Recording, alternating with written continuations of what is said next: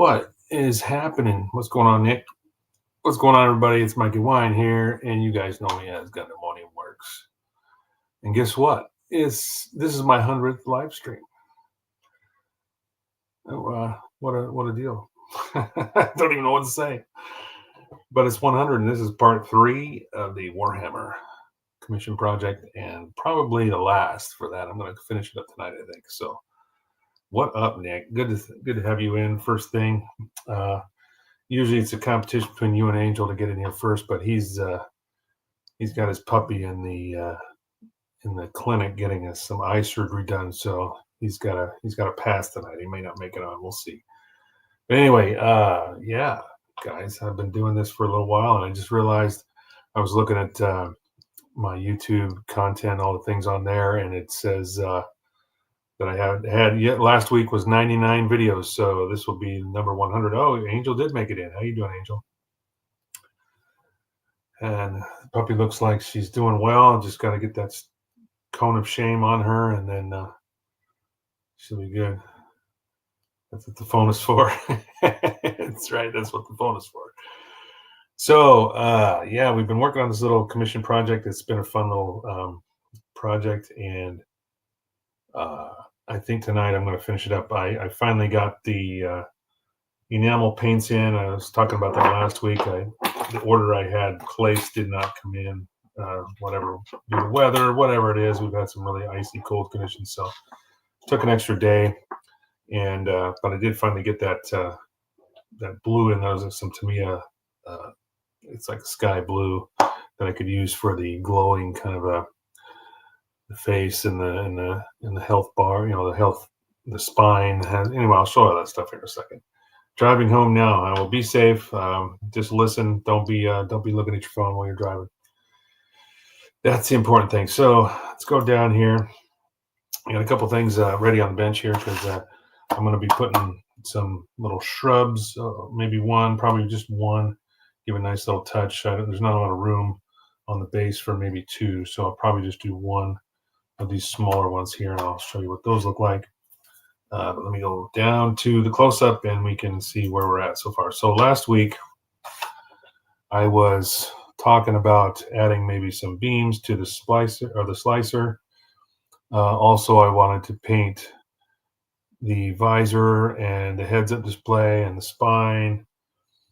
So I hand painted this color. This is to me, this is enamel X14 sky blue. It's a gloss blue, nice light blue, to kind of recreate that health bar effect on the back of the Dead Space figure here.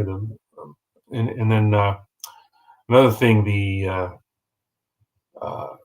we'll talk about the blood effects later in just a second. But so I did all that, I hand painted all that, and then I went back over that. I used some gloss white paint and thinned it out a little extra thin, and then really low air pressure. And then I was able to kind of go over that blue to kind of give it the effect of kind of glowing. So there's some light transfer to the surrounding areas.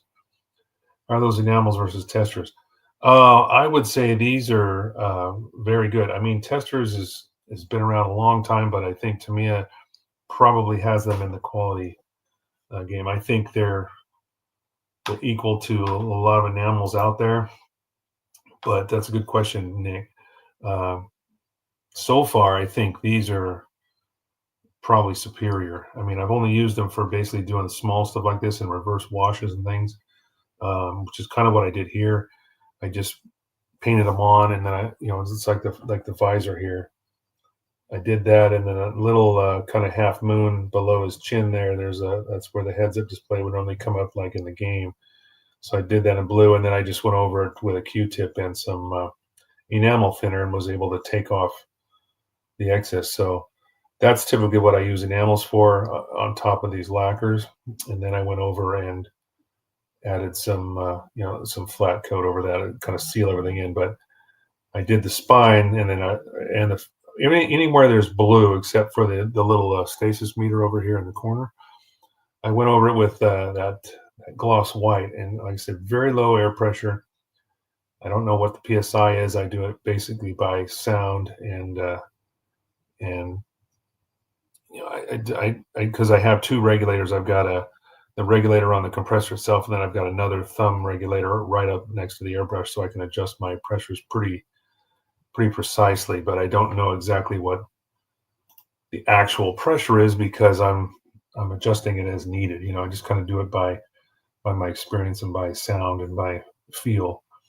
And so I went over those very lightly, and that kind of gives that glowing effect because there's a little bit of that transfer. So it looks like light transfer to the other panels around it, like the shoulders, the shoulders on the back, just above the shoulder, face. Uh, so it looks good. It lights up with that bright blue, but then you have that little bit of just a little bit of white color on there. And then I did the same thing with the beams of the slicer. So there's a little bit of light transfer there on the front of the slicer, and then I went over just the tips of those, and that's with that blue again. Actually, I used a different blue. I used a lacquer Mr. Color, excuse me, on the beams that I'd already pre-mixed. It was actually labeled Max Blue from Macross, so I have a bunch of blue that I've mixed up already for his color schemes, and it worked out really nicely. So just touching the tips of those beams, so it kind of gives a little bit of a faded effect there. And then moving on here, we've got the chainsaw attachment here on his arm, and I use these blood effects. Now, I actually ordered a product from AK specifically for this project, and I do that sometimes quite often, where if there's something I need, you know, I know I'm going to use it again later. So what I used is this stuff right here, and it's just AK blood effects, and it kind of collects, and I'm trying to think of the word for it. When you put a little droplet on there, it kind of, I guess, coagulates, right? Just like blood would. But you see how I was using a little test piece here, and you can put little, you know, just by brushing it on there, it will kind of ball up and collect a little bit thicker in certain areas. So it kind of gives that effect of droplets. And then that's what I did on that chainsaw there. So I've also added a little bit of blood to the front of his left leg, a little bit, and I'll probably end up putting some on the ground, because what I did this last week was, once I finished painting everything there, I used some scenic glue, and I got a little shaker here with some actual sand in it, dirt, you know, little pebbles and rocks and things, and I glued all that down to the base to give it a realistic earth tone. So I might add some discoloration to the, you know, the sand and dirt around his foot. Let's see, no, that's all the questions we've got so far in the chat. So I hope that answers your question, Nick. I think the Tamiya stuff is by far probably better in the long run. Testers is just kind of, you know, they haven't really changed their formulas much over the years, and so I'm going to continue working on the base tonight, and any other little touches, final touches, and then this project will be done. I'll be able to give it to my coworker. It's actually his brother, but a coworker. I'll give it to him tomorrow, and then he can deliver it to his brother. So it's on him if he breaks it. What I did is I drilled out each one of those little holes on the end of the slicer there, and I glued that 0.4 millimeter little rod in each hole there. And that was what I used. And that actually set up very easily. I also, to create these little drips coming off of that chainsaw, those are also pieces of that same 0.4 millimeter rod, and I just glued them to the front of it and then covered them in that blood effect, and that was it. That gave me something to attach, you know, kind of attach that liquid to. This stuff is kind of thick, but it's also water soluble, so it's easy to clean up, and you can thin it down and make like streaking effects if you have a lot, you know, something you want to, like in this case, running down his leg kind of thing. So what I've got here, these are little army painter. This is something kind of common with Warhammer stuff or any kind of vignettes that you're doing. And these are in different sizes. There's about 4 different sizes of these little, we call them jungle tufts. But I'll probably end up peeling off one of these little ones here, and then they don't really stick well with what the adhesive that's on them. So I always like to use a little bit of CA glue or something like that. So we'll stick one of those on there.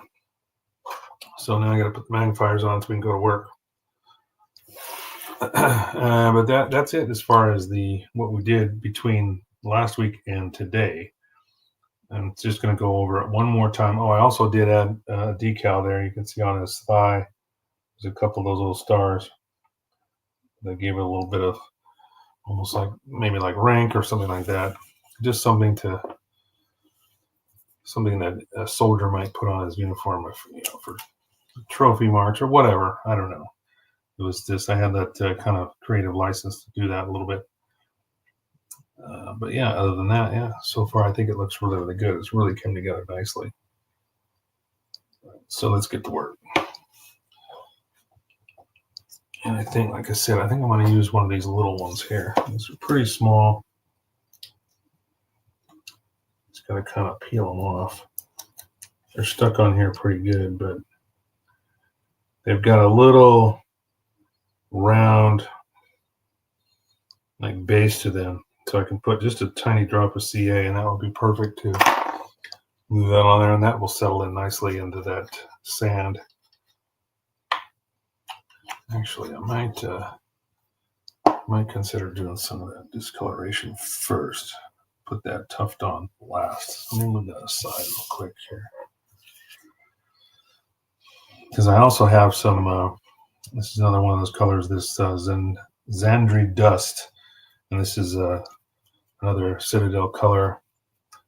Might just do a little bit of dry brushing around his feet, because if he's standing in a dusty, dirty environment, there might be a little bit of, there's going to be some transfer there. I may have to add a little bit of water to this by what it sounds like. It seems a little bit thick. Yeah, I'm going to add a little bit of water. So I've got my little, these work great for this kind of thing. Just to be able to put quite a bit in there, but I want it thin enough that I can really get it to loosen up nicely enough. I've got a stir stick if I need to go any further than that, but so far so good. So anyway, getting back to 100 shows, thanks everyone who has joined in and has put a comment in the chats as we've done these videos over the last couple of years. But again, this is number 100 for Gundam Money Works live stream, and I really appreciate each and every one of you who has come with me along this journey, just having fun. And hopefully some people have benefited from these live streams and been able to, apply techniques they've learned here. And yeah, that kind of thing. So this is pretty thin, but I think I'm going to add a little more water to that.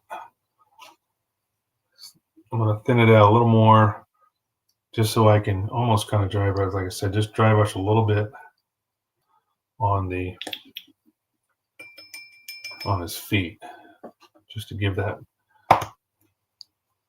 last little bit of effect.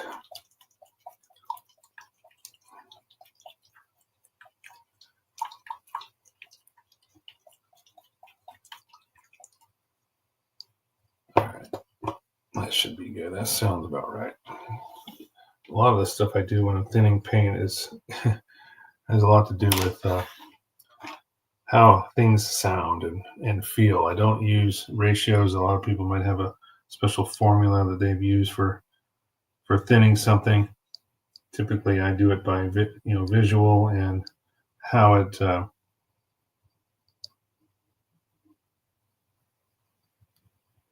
reacts to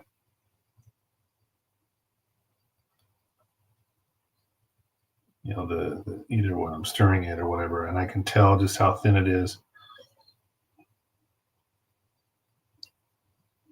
by that, and that helps me determine whether something is thin enough or not. So I'm just going to add a little bit of dust around his feet and ankles here.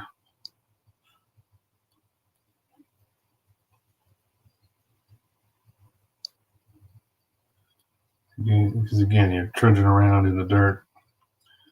There's going to be transfer. There's going to be heavier transfer on his feet up to, depending on how much you want, you can go up, but it will gradually get lighter as you go up from ground up.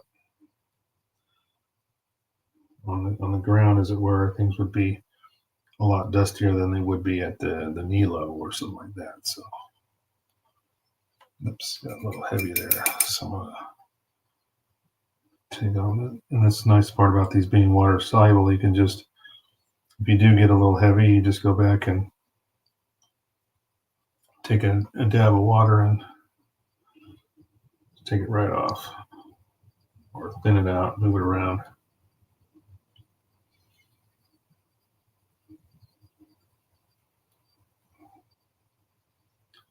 Oh, I gotta be careful not to mess up my beam effects and my blood effects here.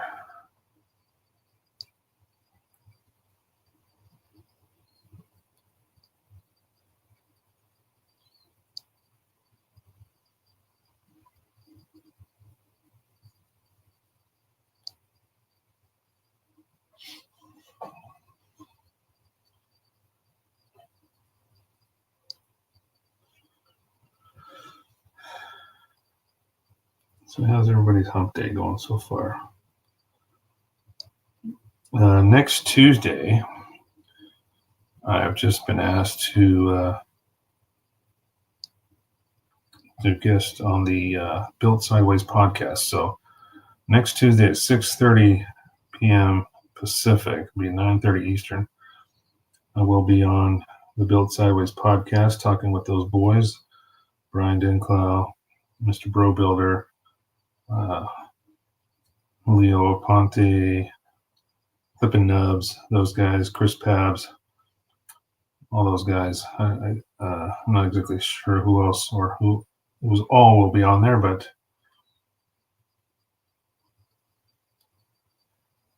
they've asked me to come in and join them, so I'm gonna spend an hour or two with them next Tuesday, so that should be fun.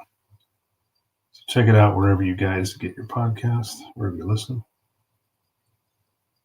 Those guys are a bunch of really talented builders talking about all sorts of various subjects. You made it, Julio. Julius says he made it. How you doing, buddy? Could be Friday already.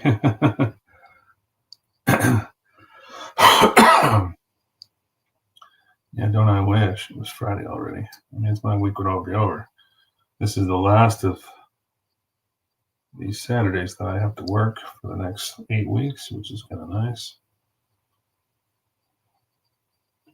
Yeah, I think this is looking pretty cool. I like the way these dust effects are kind of muddying up his feet. That's a nice transition effect between those, between the dirt, the ground, and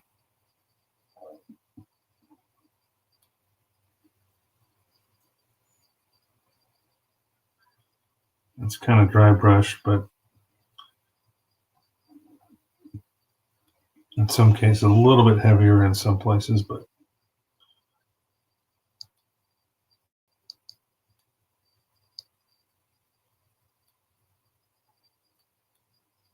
you still have that metallic finish kind of coming through.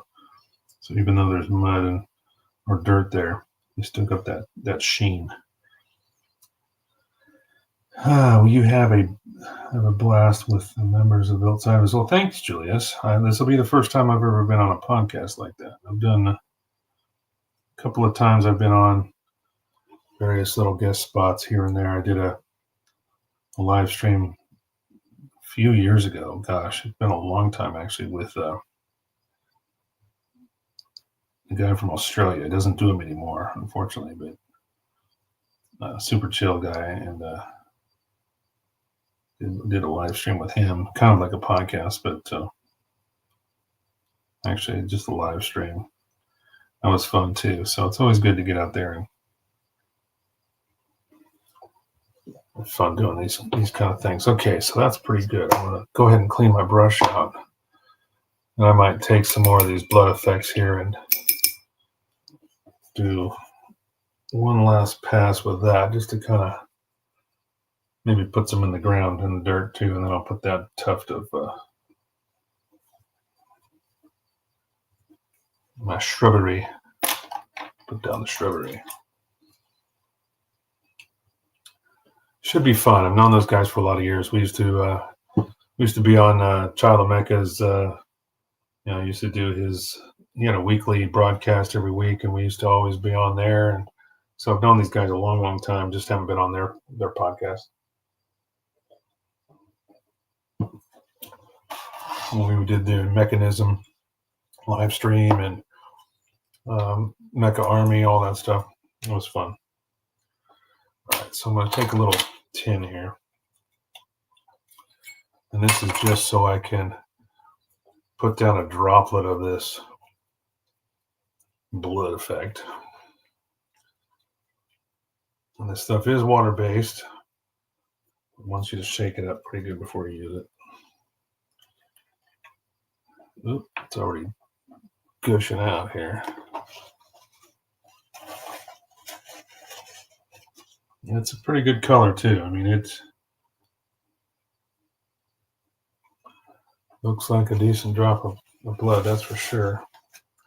But it's pretty dark until you thin it. When you get it on the surface and it's a little, it's got that translucence, so it will come through. I'm just going to take a small dab of water onto the edge of my little drop here. That way I can kind of control how much is on the brush. And I'm just going to go down almost like you would a streaking effect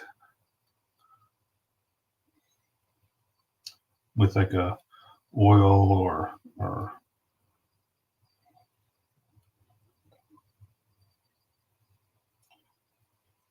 this brush works nice for that. So yeah, and then I've got that, like I just got a little bit of water, so now this will soak into that sand.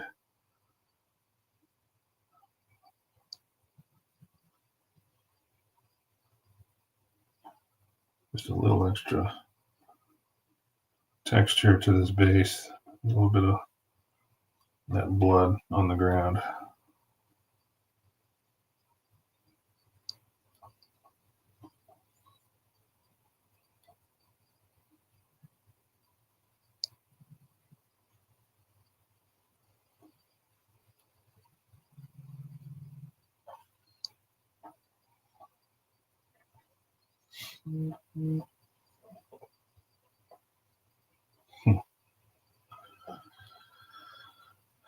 Or Lincoln Wright works.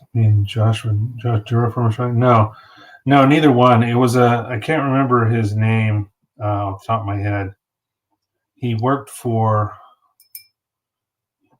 He did these live streams alongside another company, and I can't remember for life because it's been a few years, to be honest. He still has an Instagram account, but it wasn't Josh Jura or Link. I know both of those guys, but I can't think of his name. I mean, he went by a handle, and I just can't remember it right off the top of my head. If you're interested, I'll try to find it. But like I said, he doesn't do them anymore, so it's no big deal.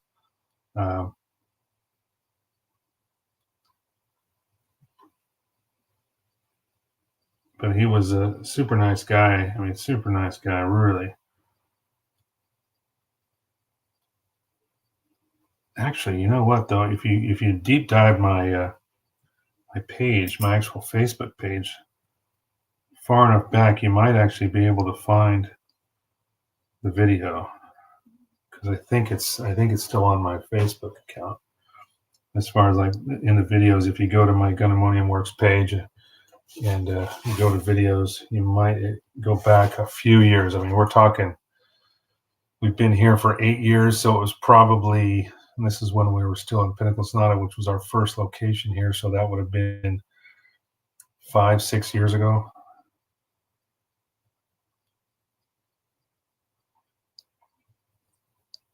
All good, Mike. Was just trying to jog your memory. Thanks. I appreciate that.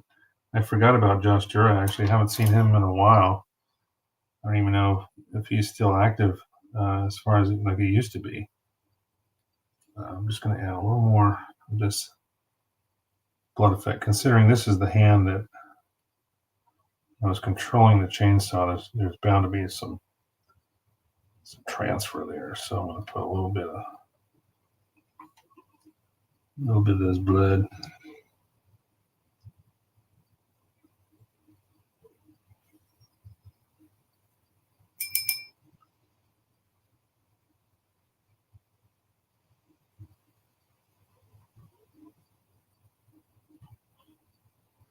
Gosh, I don't know if you guys can hear the wind. The wind picked up here, and it's actually blowing pretty good right now outside.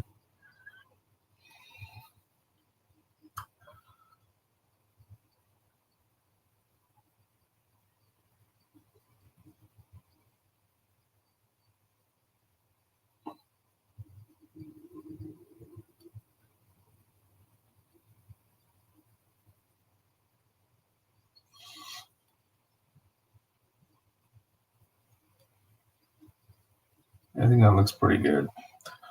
So I've added some more blood to the front, the leg on this side, particularly because that's the side with the chainsaw. So most of the transfer will be closer to where the chainsaw is, I would think. But might add a couple little drops here on that front plate, just a little bit. So yeah, it's getting a little more gory.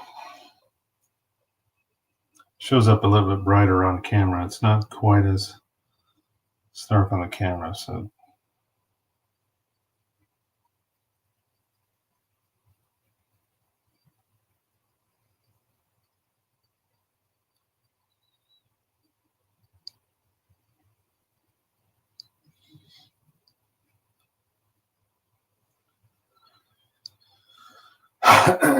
All right. Yeah, like I said, I got a little bit on the ground here. Just letting it soak in and then adding a little bit more as needed. But I think that looks pretty good. Don't want to overdo it.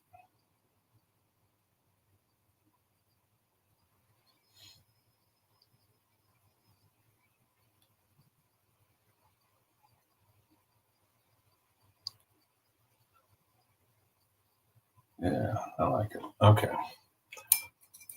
Let's clean this brush. We're going to take that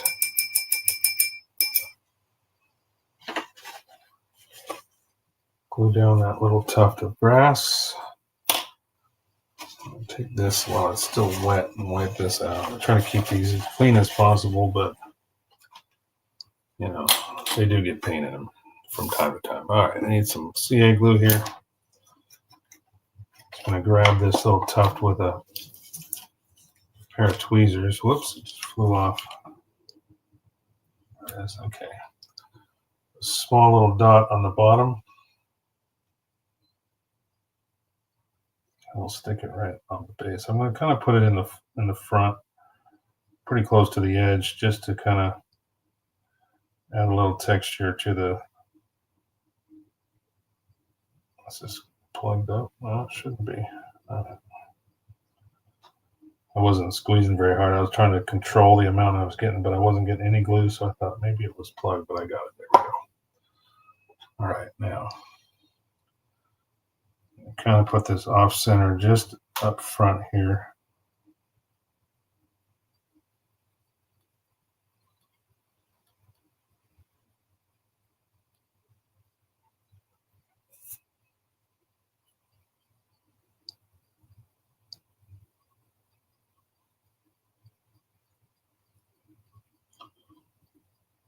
Just like that.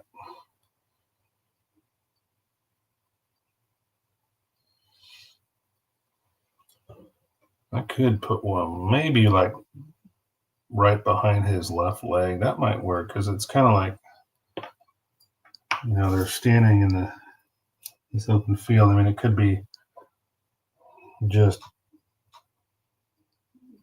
desolate wasteland, but this is kind of almost like there's a little bit of,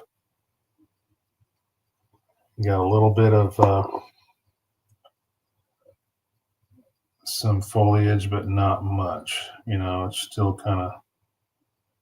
So I'm just going to stick this one behind his leg here.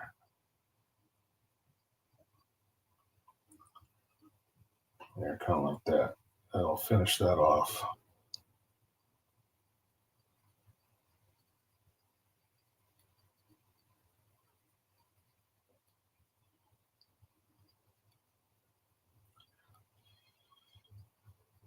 Just kind of making sure this sticks because it's kind of obviously an irregular surface with the sand and stuff. So I'm just pushing it down on the whatever the little divots are, just to kind of make sure that glue is good and stuck.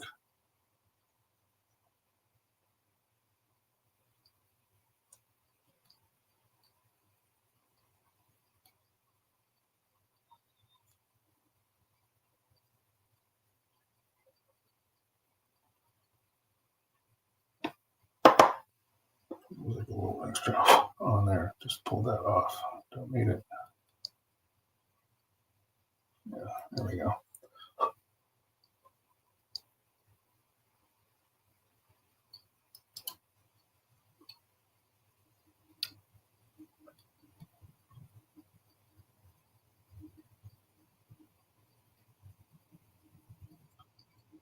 All right, I like it. Let's clean my glue off here.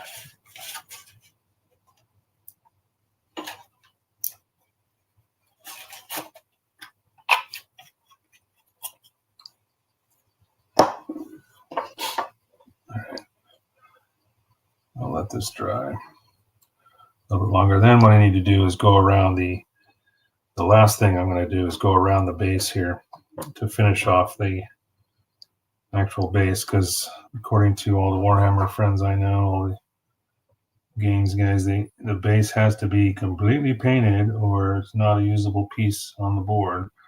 I don't know if this one will ever be used in actual gameplay, but if it is, I want to make sure it's all painted up and everything's good. So I was thinking about what color to use. I could use a light brown, but I think I like this. This is whole red.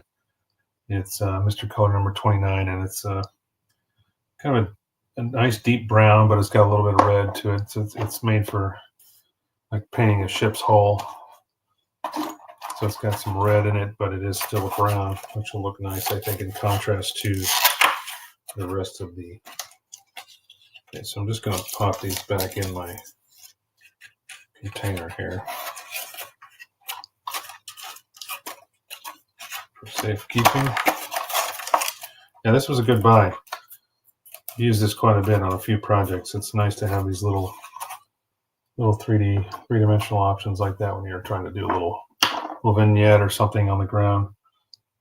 I took like a piece of one, pulled off a piece, and you can stuff it into like a crack in a concrete. If you're doing a concrete base or something that looks like asphalt or something where you have a small weed or something growing up through a crack, it's nice to stuff a little, because you can kind of peel off. They're not just solid little bushes. You can kind of peel off pieces of it and stuff it in wherever. And I did that with, I think I did that on one of my armor or setups where I had like a crack in the concrete, and I threw down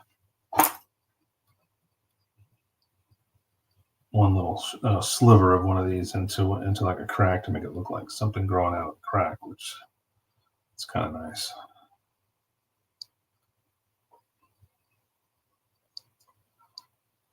I think we're almost done there.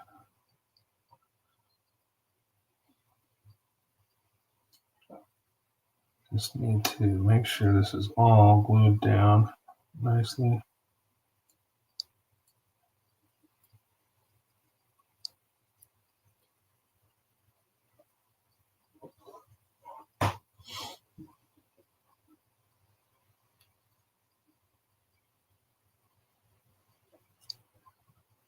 Yeah, what do you think so far?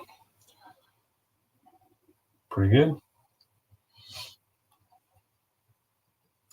You can see the dust on the feet there, kind of coming up the heels and the sides. I got those blood effects going over the top of that.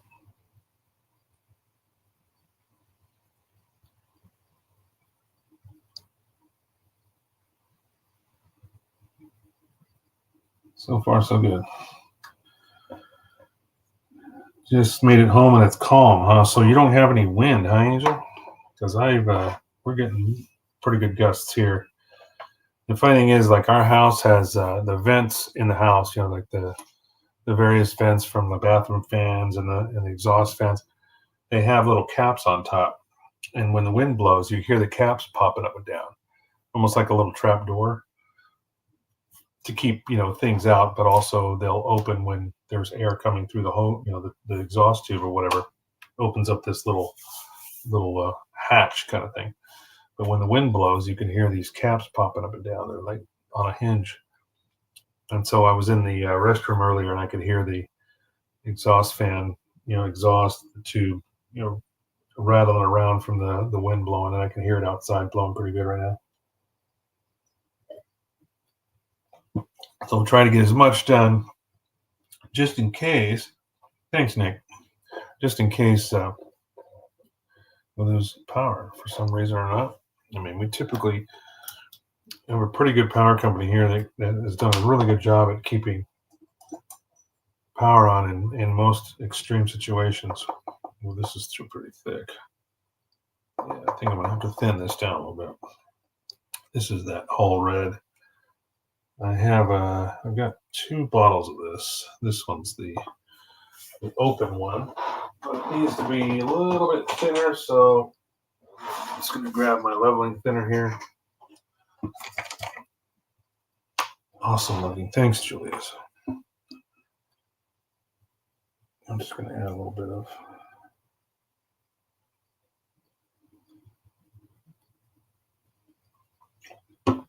leveling thinner. That's pretty good. This is semi-gloss, and I'll hand brush this on. It's not a big deal. I don't have any whoops, that's the wrong cap. That's the paint cap. That's not going to work well on that. I don't have any other enamel brown paints, that I could use to paint the base. Well, actually, I've got some of these. I do have some browns, I'm sorry, in the Citadel stuff. I could use one of those, but I think this whole red is a nice contrast around the base. I'm going to do that in a sec here. All right. Trying to see if there's any last thing I could do here. I've got a little bit of this. I think I'm going to put a little more shading under the belly here, or under the armor plate. There's a big armor plate that kind of hangs in front, and I'm going to kind of use some shading here in the back of it, just to kind of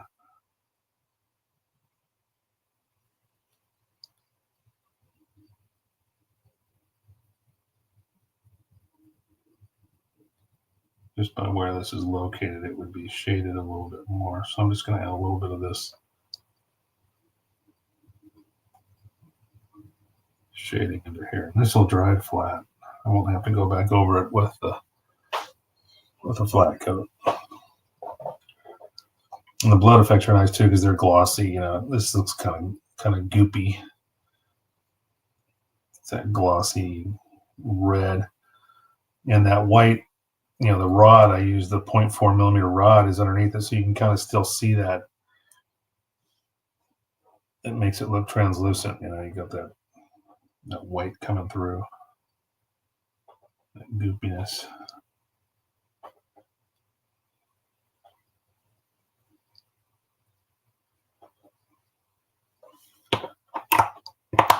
Let's clean that. I got most of the paints out of the way. I had quite a collection going on as I was painting this because I had several different metallics, for dry brushing and things like that. So I had those out. I painted the weapons essentially in a different color metallic than the actual armor was painted. Okay, once I'm satisfied with that everything is good to go, I'll take this off of the holder here. Uh-oh, he's in the room. Looking so good. Good, I'm glad you're happy with it. I'm almost finished. I've got to do just a little bit more on. I'm waiting for everything to kind of dry, and then I'm going to take this off and finish off the base. So this is where it's at right now.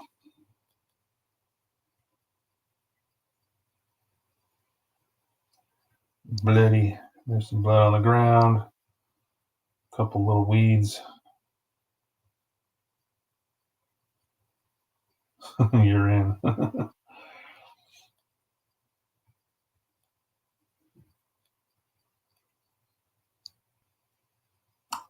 think it was well worth it. Well worth his investment. I think this has been a fun little project. I like doing this kind of stuff. I mean, and not all the time. I don't think I want to do an entire army of this crap. So I can see these guys that paint hundreds of these damn things. I would go blind, I think. But once in a while, it's nice to sit down and have a change of pace from the norm. Stuff that you're not normally used to doing. So I think probably ready to pull this off. All right, so now I've got to really be careful here. So I'm just going to kind of grab a hold of this so I can go around this base.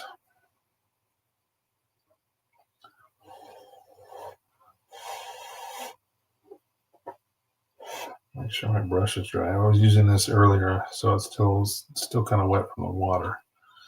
Don't need that when I'm doing lacquers.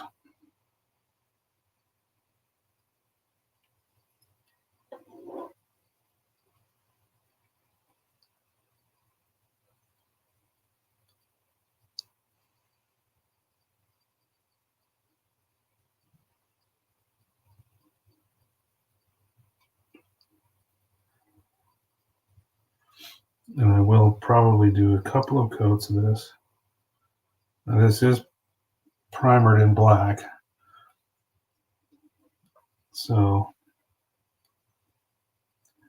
But I thinned it quite nicely, so this paint will go on without, leaving any brush strokes. Lacquers do dry quite quickly, but I have learned that you can hand paint with these all day long as you thin the paints properly. You do that. So I'm going to let that sit for a minute because I've got to let that first coat kind of dry, and then the second coat will finish it off, I think, with no problems at all. So let me just move this aside. Oops, got a little extra on there. Clean my brush away from the project. Don't need any extra lacquer thinner flying over there on top of it. That would be no good.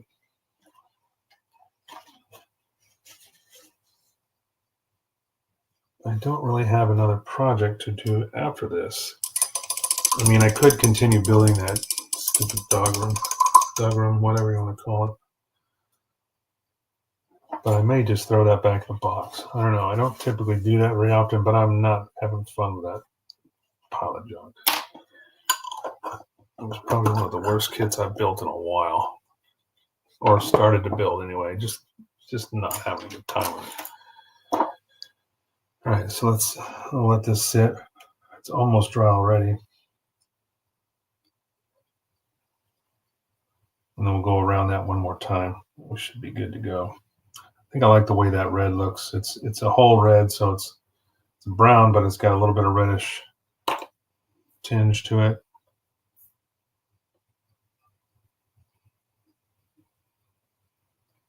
Yeah.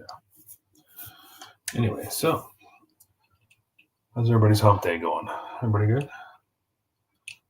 had these things dialed in, like these eye adjusters. Oh man, such a small project. These are from Micromart, and they're called eye adjusters. And there's two lenses inside that move in and out, so you can actually adjust with these little turn knobs here. You can adjust these from 0.5 all the way up to 4 times magnification. It takes a little getting used to because you got to turn them both at the same time. If you get them off, you'll notice your eyes are like, what's going on with my vision? And one of them will be out of balance.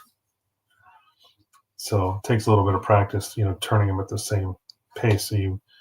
But then I've got my straight little, these are two, these are just two. I got to get a new set out because I actually smacked myself in the face the other day. And you might actually be able to see it. Yeah, look at this lens right here. This one right here, and you can see those two marks. Those are scratches. I mean, I blasted myself in the face.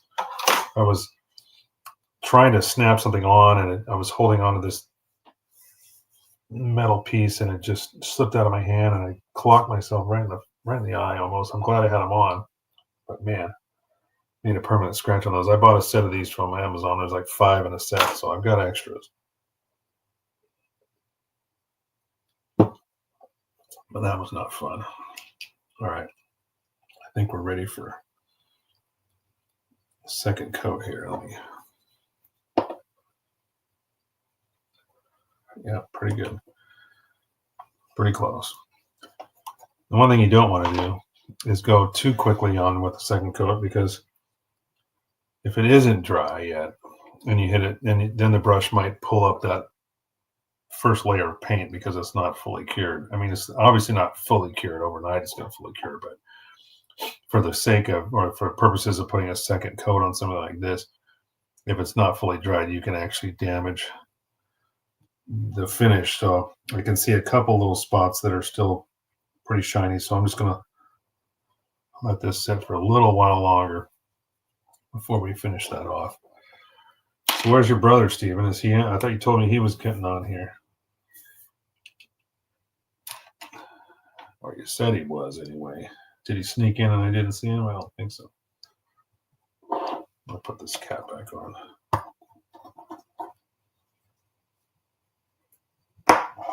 Or is he busy working? You tell me. So I guess talking about projects to do after this, if I do stuff that dug room back in the box, I'm trying to figure out what should I do next.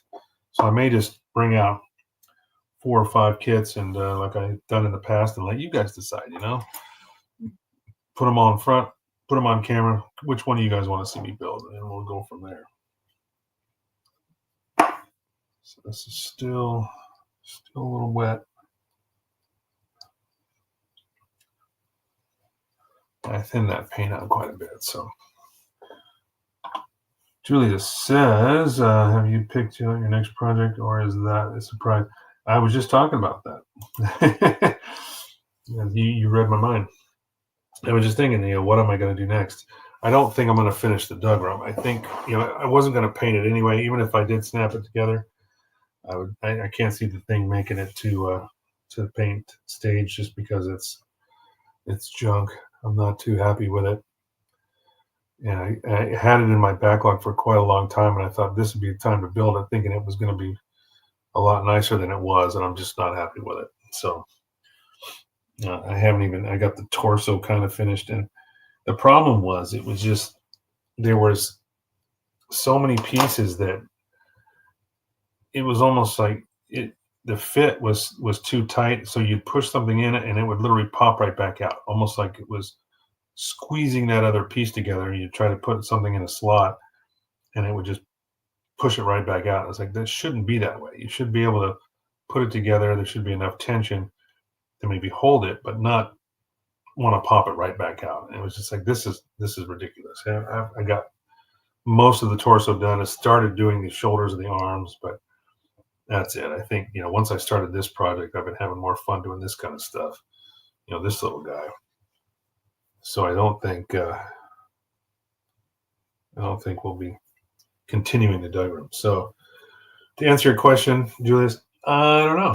Finish the core fighter? Yeah, well, I could do that. I did snap that together. That's still in a box. I'd have to disassemble that though because it's already snapped. I'd have to take it apart and then pretty much go straight to paint with it. So that's not really that entertaining unless I get the paint done and then I can start weathering it or something like that, like an aircraft. But I think I don't know. I might pull a couple of armor pieces out. We'll see. I've got a couple tanks. I've even got the 135th scale main battle tank. That's a UC hard graph kit. I've also got the UC hard graph. Gosh, what's that called? Uh, the hover tank with the briefing set. I've got that. I also have the 135th scale. Gosh, I can't remember, but it's a Zaku head basically, and a bunch of other little figures in 135th scale. I've got that as well. So I could do several Gundam kits there, but they're not really Gundam, but they're in the Gundam universe. But they're also armor, so like that. Or I could just straight up build another Gundam kit, which I haven't done in a while. Straight. But I don't know. We'll see. I'm gonna open up the closet. I've got everything in the room here, just in my backlog.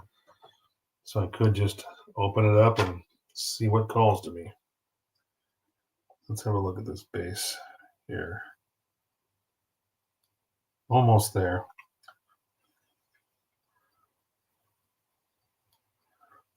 I just want this to make sure that's nice and dry. I should only need a couple of coats, so the second one should be fine. Still want me to finish the core fighter. Well, like I said, I could do that, but it is it's ready to be painted. So it'll basically just be disassembling it and go straight into paint. So try to keep content on here at least entertaining it to the point, rather than watching me take apart a kit. That's something I could do off camera, and I can't really paint on camera either unless I'm doing hand painting like this. So you understand, I think, right? Am I making sense? At least want to make it worth watching. Still got a little bit to go here. Any other suggestions, boys and girls? Let me know. Let me know in the chat. There's only 5 watching right now, so that's pretty much everybody in the chat right here. So we got about 30 minutes. Should be able to stretch this out. We'll see, huh?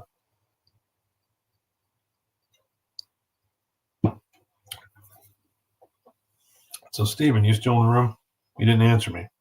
Where's your brother at? I thought he was going to be in here.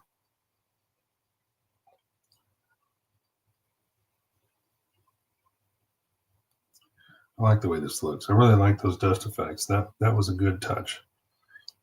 I'm not tooting my own horn here. There's certain ideas. Sometimes I come across something and I think this might look nice, and when I do it, and it's like, yeah, that was really worth it. That looks really well. It looks really good.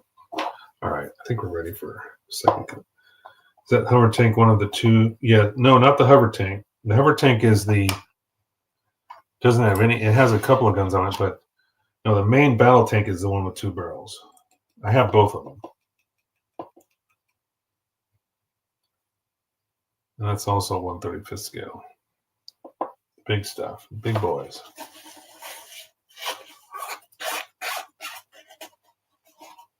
I think the best main battle tanks you can find in the Ground War set. I don't know why that is, but the Ground War set has some really nice 144 scale stuff. I'm blown away by it, actually. It's kind of crazy that you'd find, the Zaku that's in it isn't the best quality Zaku, but then you get this these main battle tanks in there that are just unbelievable. They're so nice looking for that scale. We're just going around this base again one more time. We got a little bit.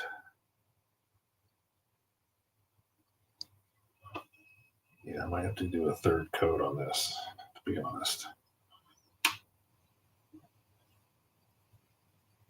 Just because I've thinned this to the point where it's going on nicely, but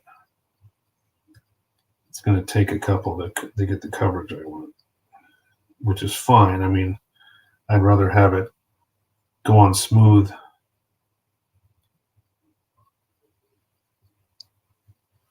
than, get all clumpy and crappy looking. That's pretty good right there. Get the rest off the excess. Okay, I'll let that sit for a minute.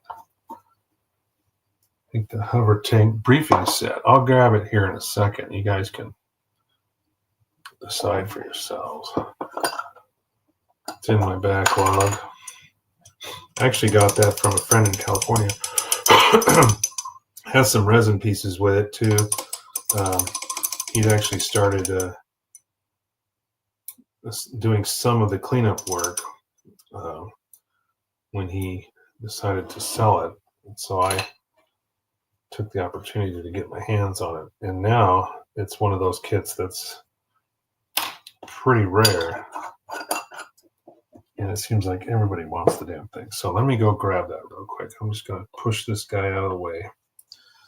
Don't want to damage the figure now at this point in time. So give me one sec here while I retrieve these out of the closet. They're right next to each other, so it's going to take a second here. I got a couple of boxes on top here. Let me sort it out. I've also got this kit that I got from George. There's the Jag Panzer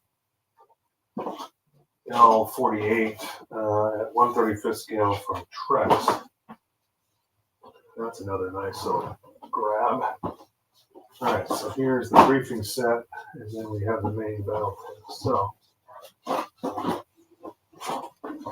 So if you're talking briefing set, then we're looking at this guy right here.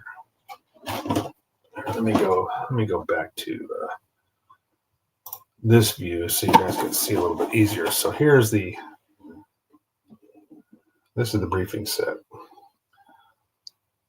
Platoon briefing set, UC hardgraph. I mean, some of these UC hardgraph kits are just unreal as far as the detail in the the details of the kit. And even though they're a hardgraph kit, they're just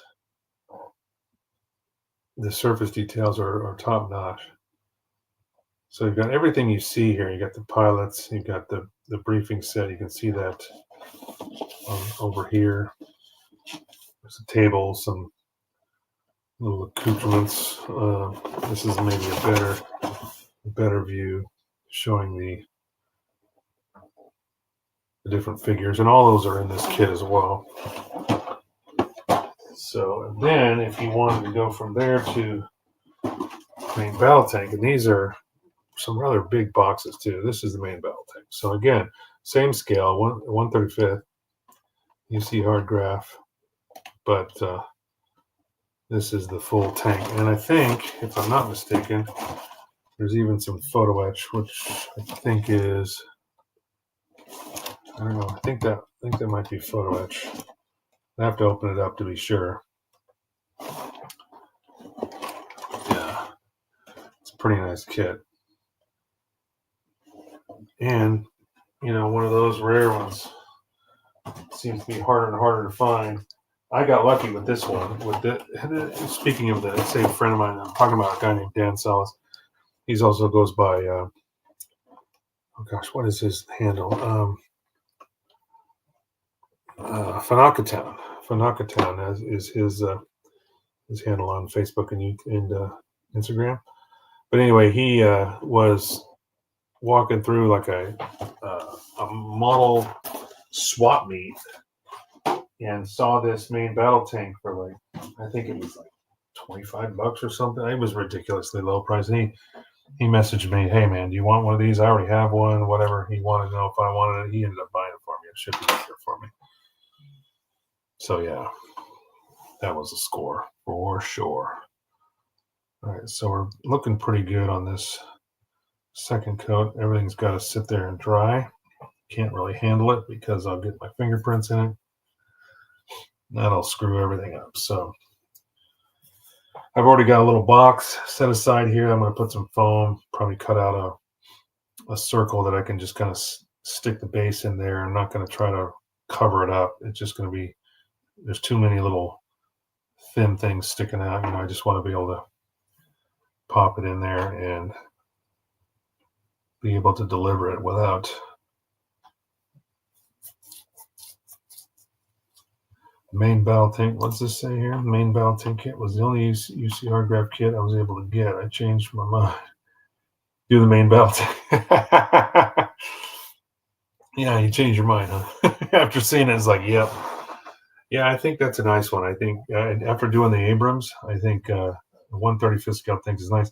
I wonder though if there is some photo etch or something I could find to add to it, because I just don't know if there's any third-party Bandai stuff or third-party photo etch sets for that kind of stuff. There's plenty of 135th scale photo etch for modern armor out there, but I don't know if there's anything for any of the Gundam Universe stuff. It would be nice. I mean, I could probably just adapt it, maybe buy a set of Abrams, a bunch of photo etch for it that would have a bunch of latches and hinges and things like that could be added to it, or retrofitted in some way to enhance that. But I'd have to look at the molds and see does it really need it, because a lot of that stuff is really, really well done, and Bandai is pretty good with their molds, especially the modern stuff, more modern stuff. So maybe it doesn't necessarily need that kind of an upgrade, but it would be, if it did, it would be nice to know if there was something out there that you could buy, something out there on the market.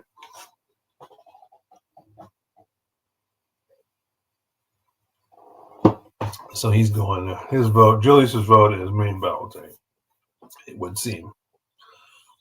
So, I don't know. Steven, you still here? Steven, you haven't answered in a while. Maybe you took off. I'm trying to figure out if your brother's in here, because you said he was going to watch. Or you were going to tell him about it and make sure he watched this show. But I will be delivering this tomorrow, so hopefully you are at work. Maybe I should just message you after the show tonight and make sure that you're going to be there. If you're not in school or something like that, I don't want to bring it if you're not going to be there. So if you are, I will deliver it tomorrow morning when you arrive. So let me know, Stephen, if you are here, still in the room. We've seen, I would like to see some armor done. That's what Nick is saying. Okay, yeah. Or tank. Oh, the hover tank, 1 or 2 barrels? I didn't see that question. Sorry, Nick. It's actually just like, it's more like a Gatling gun. You can kind of see it right there. There's not a lot of armament as far as, the tank has. I think, obviously the main battle tank has got the big 2 barrels, but it's also, I think it even had, it's got a couple of maybe 1 or 2 machine guns as well. This one just has what looks like a Gatling gun on top. There's not a whole lot of armament aside from that. But it does look like you can open some hatches up, and hopefully there's some decent, at least a little bit of interior that you can see. I don't know. I have to find out. I have to look at the instructions inside and look at the molds to see what's there. But the main battle tank has got, it's like 2 machine guns. Flip this over. So you got obviously the 2 barrels, but then you've got the commander there with a machine gun in front of him. You got another guy in the back with another light machine gun there. So there's a couple of machine guns. So yeah, I think it sounds going to be a fight over which one we're going to do out of those 2. Seems to be what might be the most interesting Main battle tank is your pick, huh, Nick? All right. All right. So we got 2 votes for the main battle tank. Joshua, Type 61 would be a good choice. Which one is the Type 61? Did I just have it in my hand and I don't know what you're talking about? Which one are you talking about, Josh? You talking about the hover tank or the main battle tank? Oh, you're talking about the main battle tank. That one says 61. I think that's the one you're talking about, right? Let me know, Josh, if you're talking about, because I think there's a number 61 on there, but it's all in in Japanese. So you're talking about the M61A5? Is that what you mean by the yes sir? Okay, yeah, I figured you would. Now I'm reading it now. If I look at the side of the box, it's like, oh yeah, it's, or even the front says the M61A5. So all right, looks like the main battle tank's probably going to be the next project after this is all said and done. Thanks, Josh. Thanks for chiming in, bud. How you doing, man? Haven't seen you in a while. I mean, I've been watching it. I've seen your shows and stuff, but if anybody's wondering who Josh is, that's Cobra Pla on Instagram and Facebook, I believe, wherever else you may find him. He also does a lot of live streaming as well. He's a talented builder here in Washington. We're just finishing up the base on this guy, so dude, been busy. Got model. Oh, that's right. You got model man. Yeah, I've got to work. I know every year it seems like when that event comes up, everybody's like, are you coming? I was like, yeah, I wish I could, but I have no PTO left.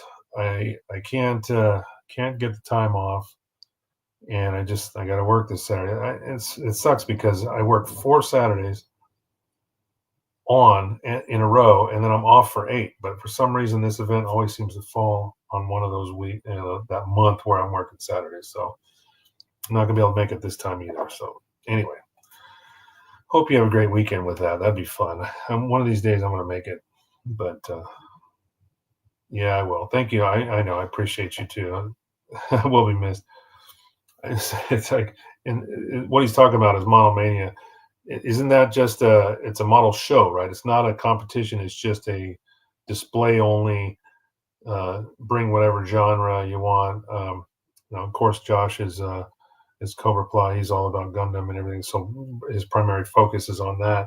But there's a lot of Macross builders out there. There's a lot of other builders, but everybody's got their own genres, and you just bring what you want and put it on display in the wing.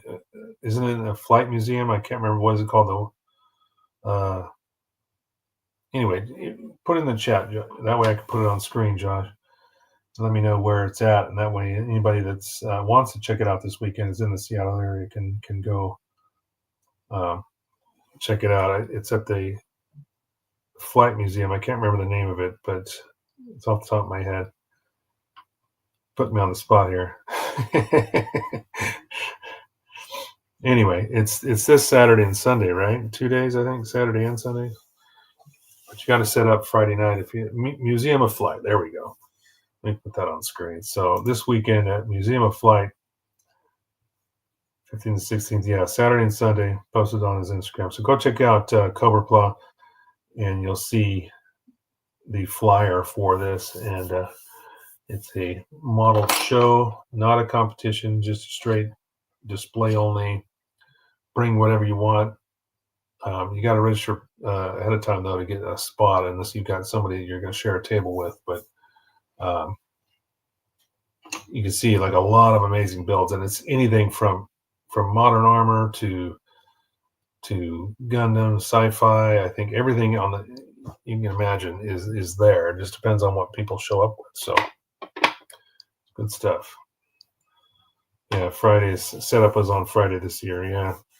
See, again, and I'm working. If this was something I was going to plan to go to, and I had the Saturday off, I would have to, or had some PTO or something, I would have to, because I work every Friday. It doesn't matter unless I, request it off. Because the only time I'm either working Monday through Friday or Tuesday through Saturday. So if it's a Friday setup, that would be one of those things I'd have to take the day off and go down there. But I wouldn't have, like I said, the last few years with everything with the family and surgeries and all this stuff, I had to take a bunch of time off, and I just don't have any PTO till May. So I have nothing available till May this year. So let's see how this guy's doing. Almost ready to. I think we're going to do maybe one more pass. Actually, you know what? No, it looks pretty good.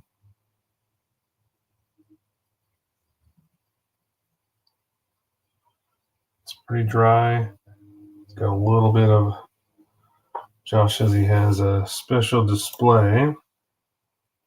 So if you come Sunday, you can leave a spot for you. Oh, if I come Sunday? Well, I appreciate that, but I'm not sure I'm gonna be able to make that. I think I've got family coming over because I wasn't planning on doing anything this weekend, so I'm not sure. Let me double check with that. I'll get back to you, Josh, but appreciate that. I forgot you did say that. I think in one of your videos you had a special display, so that's nice. So that means you've got space on the table.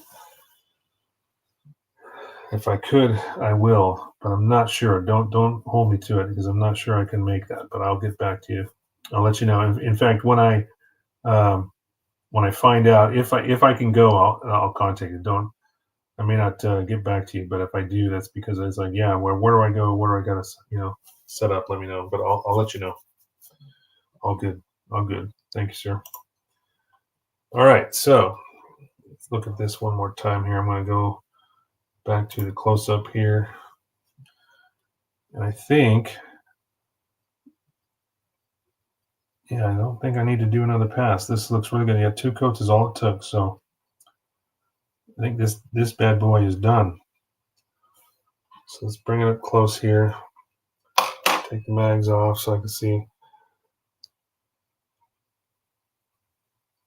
So I've got the slicer there, the 3 beams coming out of it. I got some blood effects on see those on his leg and stuff too. There's some coming off the chainsaw.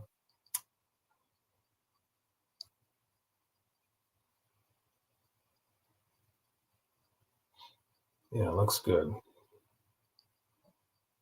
I'm happy with it, and I'm sure the owner will be as well, because again, this is a little commission project I was doing for him.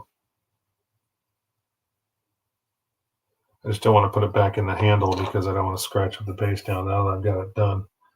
So we're going to leave that aside. All right, so we got about 15 minutes left here, maybe, in the broadcast. And we were talking about what we're going to do next project. I think I'm going to box up the Dugram. That's a piece of garbage. Not happy with it.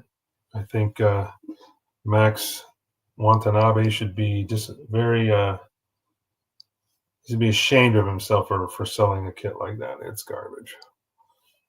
So yeah, what I'm going to do is I'll end up boxing that up. I mean, here's what I'm talking about. This is like the torso piece that I have here. I mean, the head looks nice. It moves, yeah. But these little pieces, like some of this stuff, you press it in, and if I sneeze right, this will just fly off the kit because the fit isn't right. So when you try to push something in, it wants to push back out because the gaps aren't right or the gaps are uneven, and it's like, really, guys, really? In this modern era of plastic injection molding, I mean, you should be able to pull this off without that kind of crap fit. I mean, I think George, Mr. Old School Gunpla, was talking about kit he's working on, and he said it's a little 1/72 scale tank, I think. And it's like, gosh, the surface details are just amazing. But then you get to the fit, and it's like, the fit isn't right. It's like, gosh, if you're going to do that good on the molds to make the details so crisp and clean, how come you can't do the same with the fit? I don't know. I guess, there's certain people, certain companies that have done it right and certain ones that don't. And I guess that's one of the things we contend with on a daily basis in this hobby is, certain manufacturers are better than others for sure, and some of them haven't seemed to up their game or modernize their equipment for to make it better or in the long run. So with that, let's see. I'm going to move this guy aside again. I'm going to go back down to just this look because I'm going to put some of this stuff away. I'm going to try to bring out the next project here. Just let me, almost lost. Don't drop the decal sheet into a tub of water. It's never a good idea, even if you don't like the kit. So I'm just going to put these paints away here, and then we'll bring out this kit here. I'm going to open this up just to try to see what's inside. It's been a while. Oh boy, yeah, there is some photo etch in here. Nice. So this is very reminiscent of the Abrams tank because there's a lot of this screening, and this is for like the stowage area around the outside edges of it, and there's even some smaller pieces. So there's a decent size sheet of photo etch in here with some screens, which is really, really cool. I like that. Have you ever done a 112 cockpit kit? Oh, you mean from Max Factory? No, I have not. I think those are probably okay. The only other Max Factory kit that I've built other than this one, let me see, did I do a different one other than the 120 Gerwag? The 120 Gerwag was probably the first Max Factory kit that I ever built. And I think, other than the Dugrum, I keep saying Dogrum, but it's Dugrum. Other than that, I think that's the only one that I've actually built. And that one had some fit issues and even mold defects and things too but it was such a large scale, it was easier to manage. It was easier to fix. But yeah, good question. Don't recommend the 112. All the markings are just stickers. Yeah, see, that was one thing with the 120. When it first came out, the Gerwag, it was just stickers too. Now, they got smart and they released a water slide kit later on, which you had to pay for. But yeah, you think at that scale and at that kind of money, I spent $400 almost for that 120 Gerwag. I mean, I got lucky too because I bought it on I can't remember what website it was. They don't even sell them anymore, but it was like a one-time deal. It popped up and it dropped like $100 or something like that. They had I got like a text message saying it dropped $100, and I just snatched it up, and yeah, it was well worth it then. But it was nice to put some LEDs and do all the different electronics in that because there's just so much room inside. But I still have a few figure kits. I've got Hikaru Chiju. I've got two Minmay figures at 120, and also what's Misa Hayes, I believe. I think I have that one at 120 as well. 112 scale fighter plane cockpit. Oh, you mean you're talking about just like a modern aircraft kit, Julius? Or are you talking about the Max Factory ones? So I thought those were at 120 scale. Because you're talking about 112? Gosh, that's got to be huge. Oh, so if that's the case, if it's like a modern aircraft, no. The answer is no, but it sounds intriguing. So there's also another pouch that looks like it's got some metal rods in it, some pins for whatever reason. A little small polycap sheet or polycap runner, and there's some figures here. Oh, look at that! They even got red berets. Look at that! They got red berets. This is like typical A runner. It's multiple colors. The figure molds look very, very nice. I'm kind of impressed by the detail of the clothing and the little buckles. This one's even got a necklace with looks like some kind. Looks like the UC, the cross or the Fetty cross on it. Faces look good. So yeah, this looks like a nice kit.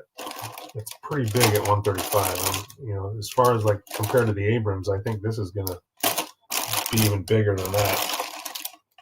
Yeah, it definitely looks bigger than the Abrams at 135 scale. Modern aircraft cockpit. No. But boy, if you have some link or something like that, you can show me. I'd be interested in that. That sounds cool. At that scale, it's got to be really, really detailed.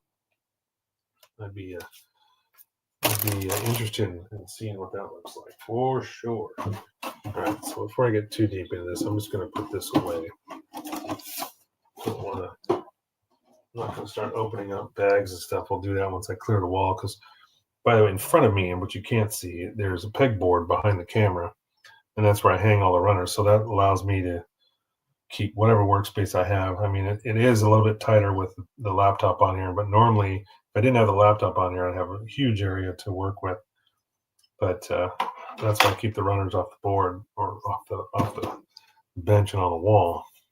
But the camera does kind of make it a little bit harder because I've got to move, hang them all on pegs and stuff in a way that I can still reach them. So I think we're done here, boys. We're getting down to the end of the show. I can go back to the close-up here and we can take one last look at the this figure. I'm really happy with the way it came out. At first, I wasn't sure when I first started painting. It was very monotone with the armor, but this again was by request how he wanted it. The color scheme that he wanted, but he gave me some liberties to kind of change things up a little bit. Good night, everyone. Thanks, Julius. Yeah, send me a link if you've got anything on those modern aircraft cockpits. That sounds fun. So we'll just go for a good close-up here so you guys can all see this. We're done. We got 3 beams coming off the slicer, and then we got the chainsaw there with some gooey blood effects on there. And then we spin it around. You've got the spine there showing his health meter, the stasis meter on his right shoulder. Shrubbery, some shrubs. But I'm really happy with the way it came out. I think the owner will be happy as well. This doesn't mean I'm going to be a Warhammer painter. This doesn't mean I'm going to start doing this all the time. Like I said, I enjoyed this one, but I'm not going to do an entire army of these things. That's for damn sure. So I guess with that, let's go up to the face again. And scene. So everybody, thank you so much for chiming in. Let me go through the list again tonight of all the people that we had. Nick first in, and then Angel, then Julius, moving on down, and Steven, he popped in at about 6:40 p.m. and then that was pretty much it. Julius, and then we had Josh pop in at 7 o'clock. Thank you guys so much. I appreciate each and every one of you. Again, this was my 100th live stream. I couldn't have done it without you. All the support and everybody that has helped me along the way. I hope that I've helped you from time to time, maybe learn and try something new. That's the whole point of this. Is just to make sure, that we enjoy this hobby and we keep on building. And even if it's a crap kit and you don't want to finish it, it's okay to put it back in the box. Trust me. I don't do it very often, but this one's going back. I said, trust me. Now my camera's going to follow me. That's funny. There's little voice commands that every now and then I'll say something and it'll just trigger the camera and like to go to sleep and stuff like that too. And it's like, I didn't say that. Happy 100. Thank you, Julius. Appreciate it. Anyway, for each and every one of you, be good humans. Don't be stupid. Just be good. Try to anyway, at least. So with that, I'm going to let you guys go, and we'll catch you on the flip.